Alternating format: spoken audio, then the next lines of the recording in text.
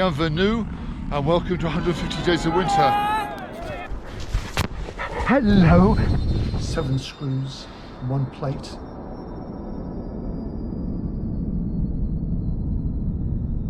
So welcome to Courchevel Summer 2022.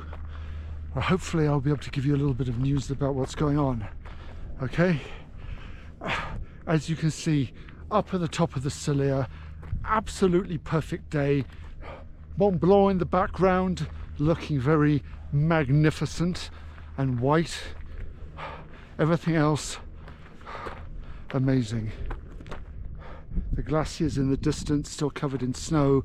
A little bit of snow, but yeah. This year, not a lot of stuff to report actually on the mountain. Most of it is actually down in Courchevel, which is a shame, but you know what? Courchevel can't build a brand new lift every single year. Facts of life.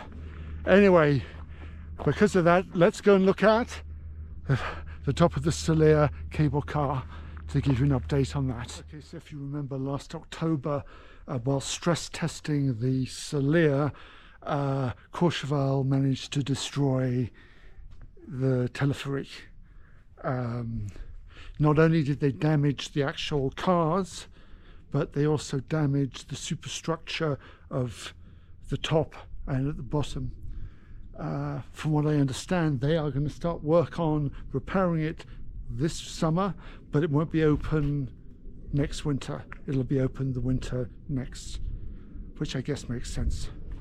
Personally, in my opinion, I think telepheriques have had their day. I think new bubble lifts can transport more people per hour than telepheriques can. But again, that's just my opinion.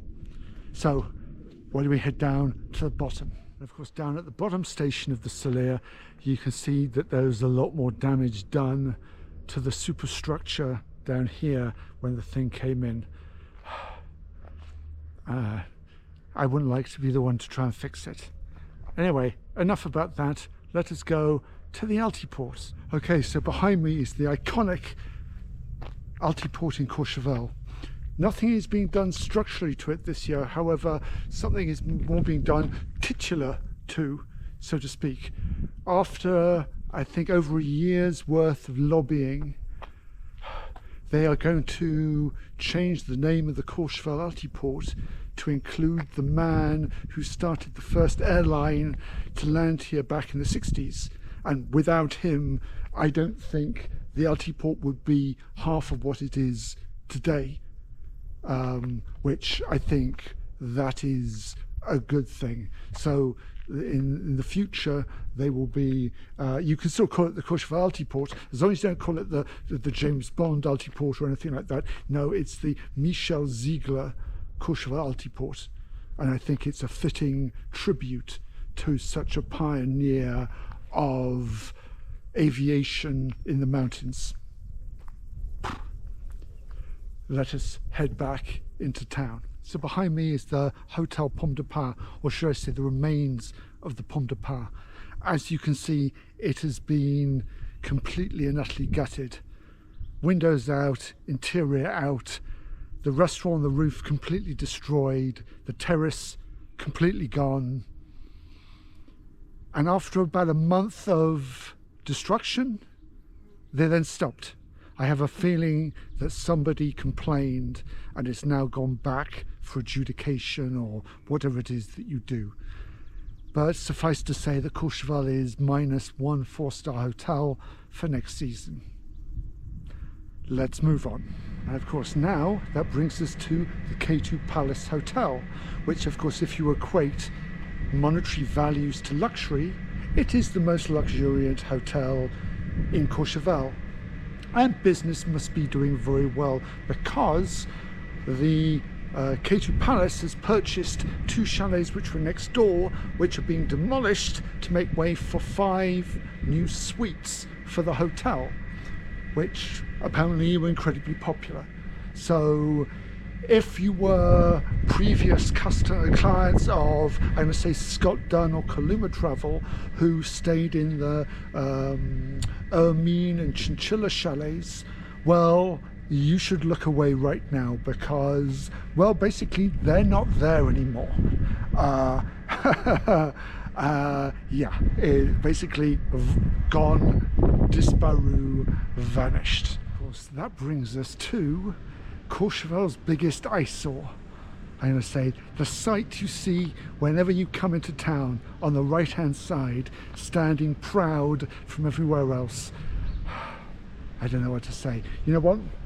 Back in the 60s, the Club Hotel used to be on postcards. People used to celebrate this type of like timeshare hotel. Unfortunately, it has had its day, I think. And finally, it is being renovated. When I mean renovated, I'm saying at the moment the top 4 floors have been gutted, and it would be very nice if they basically weren't there anymore.